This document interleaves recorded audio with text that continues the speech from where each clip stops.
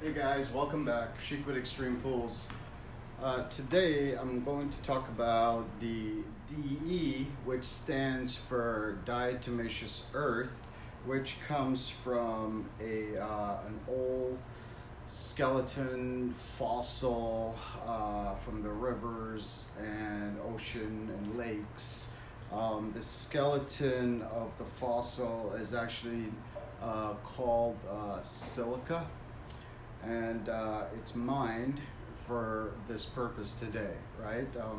Which is mined and crushed and used as a fertilizer or a filter media, all right? So the filter I have is a DE filter. This particular brand is a Hayward, okay? Doesn't matter which brand you have of a DE filter, they all work the same way and function the same way, okay? This particular tank, it's a cutout, so you can actually see, the grids inside. And typically you would have a backwash valve here mount so you can flush the filter out when it's dirty, right? Depends on the pressure gauge here, all right? But today I'm just really going to go into how to take it apart and clean it so you have an idea and putting it back together, okay? So a little trick that I have on putting the grids back together that should only take you a few minutes. Most folks don't like to do it because it takes time to put it back together. It could be a little confusing or complicated, all right? So we're gonna start with the band clamp. And one thing before I go into this, guys, please, if you do try this at home, please make sure the power and everything is off before you do this, okay? You can hire your pool guy to do this, and I'm sure they'd be happy to do it. If you don't want to, it could be a really messy job. But if you do it a few times, you get a hang of it. Like anything else, it gets better, okay? But the first time it could be very messy, and yeah, because remember, it's filtering everything out of the water, okay? So, and then if you haven't backwashed it in a while, everything is sitting in the tank, all right? So what I'm going to do is start with the top of the, take it apart. I'm going to take the band clamp off, which depends on which brand it is. It's typically, I want to say a 9/16 or a 1/2 inch socket. And I like to use a deep socket when I do this instead of a wrench, because the wrench will slip, right? The deep socket just goes on there and crank it off, all right? Okay, so we took the clamp off, and now I'm going to take the top off. So remember that this video is really to show you how to take the grids out and put it back together, okay?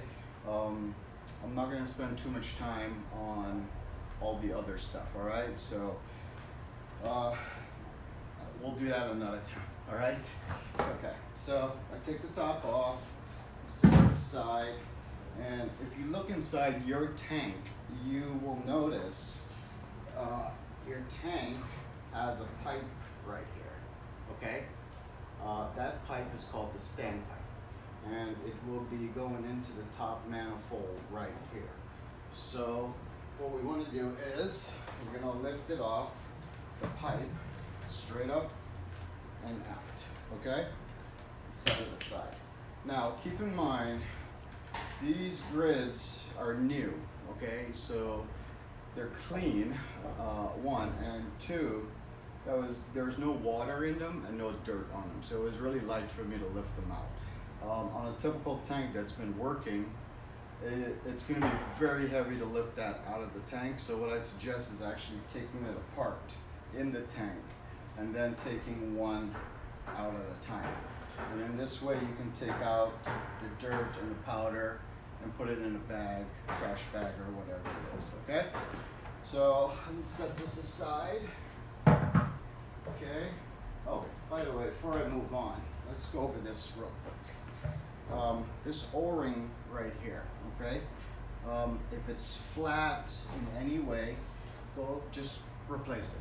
Don't bother trying to do all that. Just replace it, because the pain in the butt when you do put the bank clamp back on and the tank leaks, you're gonna get so frustrated. So just replace it, or maybe get the O-rings first before you decide to do this, if you are going to do it, okay?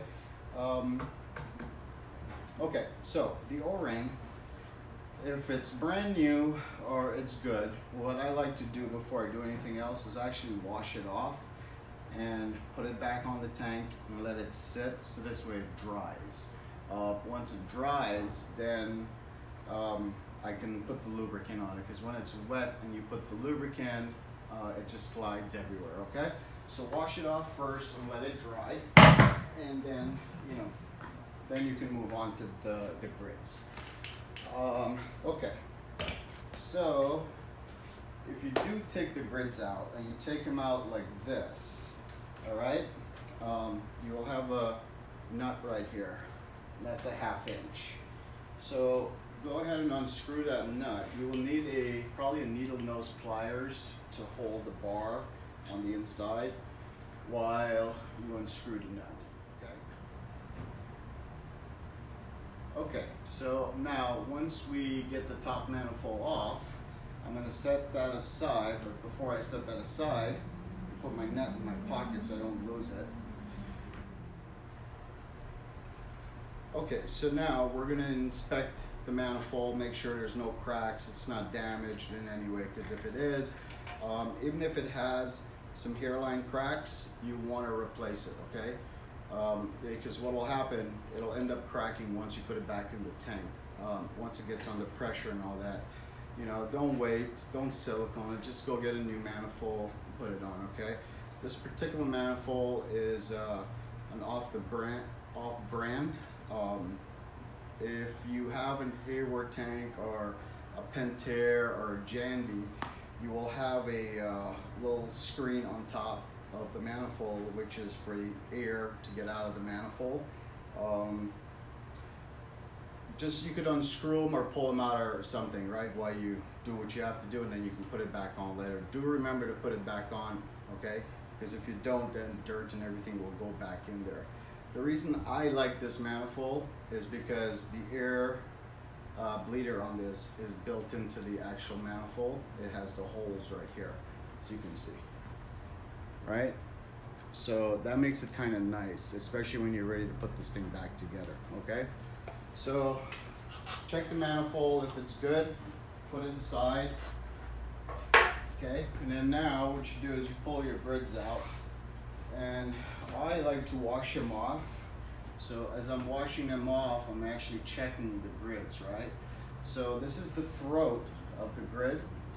I like to put it upside down, so as you wash it, the water's coming out, okay? If you do it this way, it's just gonna fill up with water, right? Just put it like this, get a nice nozzle, high-powered nozzle, and just start spraying it off, okay? The grids should be white. Even if they're a few years old, they should be white. When they get to the point where they're yellow or brown, or they're yellow and they're like big black spots on them, get rid of them, because water is not going through it, okay? Remember, the way this filter works is when you put the powder into the skimmer, it goes into the tank and it actually covers this grid, okay? It covers it. So as the tank is filtering, okay, water is actually going through the powder, through the grid, out the throat manifold, back into your pool, right? So when you think about it, the water is being filtered not only by the grid, but the powder also, which makes, that's why this filter is such a great filter when it comes to filtering, because not too many microns can get through this fabric, okay? And plus going through the powder. So the powder kind of catches the big stuff, and then the grid catches the small stuff, right? And that's why it's important to clean this thing every 3 months or so, because even after you backwash it, you do not get all the powder out of the tank. There's still powder that actually sticks on the grid, or it stays on the bottom of the tank, right? So taking it apart, hosing it off, and checking them, make sure they're not ripped, you know, the stitching's not gone, and most important, if the ribs on the inside of this manifold is broken, any of the ribs, the white plastic piece, they're cracked or they're just floating inside, go ahead and get you a new set of grit, okay? Not a whole new set, but get the one that needs to be replaced. Don't put it back in, because that little plastic floating around on the pressure will end up ripping this fabric, and then you'll have to take it apart again and clean it, okay? So save yourself time, money, just do it right the first time. So we take them apart, we check all of them, right? Wash them off, we set them aside, the good ones, the bad ones, we chuck them in the neighbor's yard, maybe. No, don't do that. Maybe only in the pool. If the neighbor has one of those trees that's constantly shedding in your pool, which I'm sure one of you that's watching this video have. Okay, now the grids are clean, they're put aside. We want to put it back together, right? So we should have 8 grids. We should have 7 and 1. And what do I mean by that is, this is your 7 and this is your 1. And if you look at the 2, okay, this one is a lot bigger compared to this one, right? And the reason for that, they cut this in half because of that pipe that goes into the manifold, right? Otherwise it would be in the way. So that's why. So this is considered your partial grid, okay? So a grid set has 7 full. All right, so yeah, your grid set has 7 full and 1 partial, okay? So that's a set. It doesn't matter what size or which brand, they're all the same. 7, 7, and 1, okay? So now we're gonna attempt to put this thing back together, okay? The fun part of it. This is why we're watching this whole video instead of doing something else fun. Okay guys, so what I'm gonna start with, my manifold. Remember the top manifold, right? And you're wondering, why do I have 2 bricks here, right? So these bricks, you don't have to use bricks, but get something that's level. So what I like to do is get something that's level, and I take my manifold and I set it there, right? Now it's nice and level and flat. Now if you have one of those where the air bleeder is sticking out the top, right? If you try to do that, this thing would be offset like this, right? That's why I use a brick or something to level it, because the gap in between, say, a 2x4 or these bricks is enough to clear the air bleeder so the manifold is level, all right? So now the manifold's there. Now we're gonna start putting our grids back. So it doesn't matter, they can go on in any way. You can start with any one of them, okay? Just start, just make sure you put them back in where the throat of these little niche match up to the manifold, okay?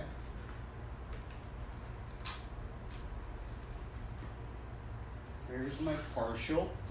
I'm gonna go ahead and put that in, okay? And that one goes right next to the standpipe. You can start with the large ones, okay, if you're not sure about the standpipe. Start with the 7 large ones and go ahead and put those in.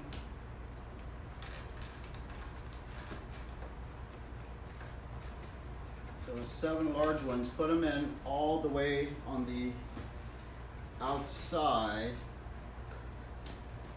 and then when you get, let's see, I'm gonna turn this around. Let's turn it like that, maybe you can see. Okay, right there. they fell out. Let's put them back in real quick. Okay guys, so this is why I use the bricks, because if any of you have taken these apart before, you know how much fun they can be to put them back together, right? So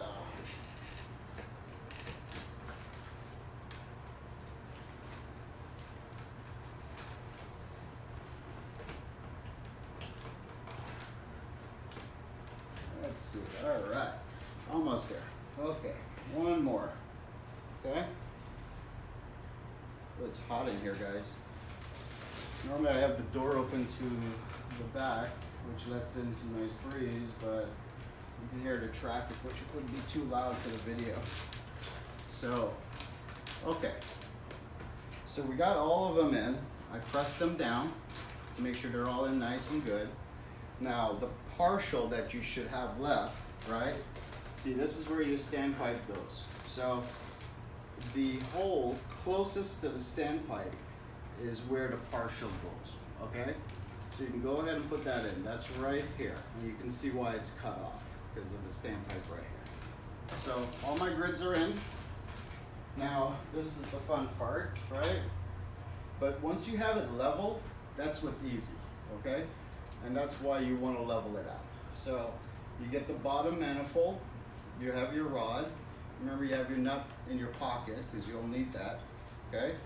So go ahead and put the rod down the middle and line it up. In fact, you can go ahead and drop it into the hole in the top manifold, okay? Once that's in there, this manifold is actually cut out to line up with the standpipe, right? So you would line it up the same way. And now once that's all lined up, now all you have to do is move these around so they fall in place. Boom. That's it. It makes it so much easier, guys, when you level this off, okay? When you level it off, it's so much easier to get the grids back in, right? And you saw that. They literally just fall in place. The other thing, you know, you're gonna have to do it once or twice for you to get a hang of this, no matter what. But this is a lot easier than any other way that I've probably seen on YouTube or anywhere. Not too many people do this. An old guy years and years ago when I started, very first time in the industry, showed me this trick, and it saves so much time and hassle, and you know, that's why I have no hair left, because of this. And you guys out there that's taking these apart before and try to put them back understand what I'm talking about, right? So okay, so now it's back together. Remember, we have the nut in our pocket. Now what I do, I just remember we have the clearance because of the bricks and the 2x4. So I literally just tilt this a little bit, and then I put my nut back on the rod, and I just hand tighten it. I don't tighten it all the way. I hand tighten it, and now I hold this and my hand here, and I flip it over. And now once I flip it over, I can go ahead and get my ratchet and crank this back down, right? But before I do that, I'm gonna check, press on it a little bit, make sure everybody's sitting nice and good, and the throats are all in. And yes, I still, so many times, I still double, triple check, because to put it all back together and then having to take it apart again, pain in the butt, guys, pain in the butt. So we press on it, make sure it's good.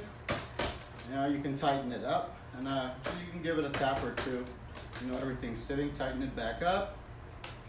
All right, and for you cannot move the bottom of your tank, so unless you disconnect the unions from your backwash. And then you pretty much just pick it up and put it back in. But before you do that, the pipe that's coming up here, okay? This particular display did not have one. But there's the pipe coming up. On top of the pipe, there's an O-ring, okay? In the pipe, on the outside actually. If there isn't an O-ring, you will see a groove, that means the O-ring is missing. You need to go get one and put it back on, because that O-ring creates the seal around the manifold and the standpipe. And not only that, but it holds the manifold on snugly, right?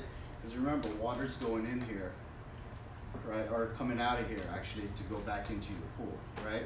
So if it doesn't have it, please get one, replace it, and make sure you have some Teflon lube or silica lube. Put it on this O-ring and the standpipe O-ring. For sure the standpipe O-ring, because if you got the wrong O-ring or even the new O-ring, I've seen where you go to put the manifold on and it cracks the manifold, okay? And then you're $120 out. So lubricant on the standpipe O-ring, lubricant around the tank O-ring, which is all nice and clean, dry now. Now all I have to do is put this back in there. This goes over the standpipe, boom, like that. I get my top and I line it up the same way it was right before I took it off, okay? And the reason for that is these tanks, because they're sitting outside in the heat, the plastic actually flex, right? So you want to line it up the same way, because with the bang clamp and the O-ring, they've kind of created an impression. So easier if you do that. If you do it the other way, it might leak on you, and that's why I say get an O-ring, okay? And that's it really, guys. You put the clamp back on, make sure it's all good, and then when you fire it up, before you put any powder in, just wait a sec, make sure it's not leaking, and then you can go recharge your tank and you're good to go. All right, guys? Again, thanks for watching, guys, how to put this DE filter back together. Greatly appreciate everything, you taking the time out to watch the video. If this was helpful in any way, if you can please give us a like or subscribe, I would greatly appreciate it. And stay tuned for more. Okay, and as you can see how much I am sweating in here, so you know it's hot outside. Water is warming up, kids are gonna start using the pool, all that. Please make sure pools are safe, fencing's up, all that stuff. Alarms are working, gates are closing, everybody knows how to swim. If not, they know how to get out of the pool, but also not only the kids, the animals, okay? Puppies, larger dogs, please make sure you put them in. If they don't want to get in, at least let them know if they do fall in where the steps are at, so they can swim to the steps to climb out, okay? The worst thing you want is one of your puppies not to know how to get out of the pool, all right? Thank you for watching, guys. See you next time.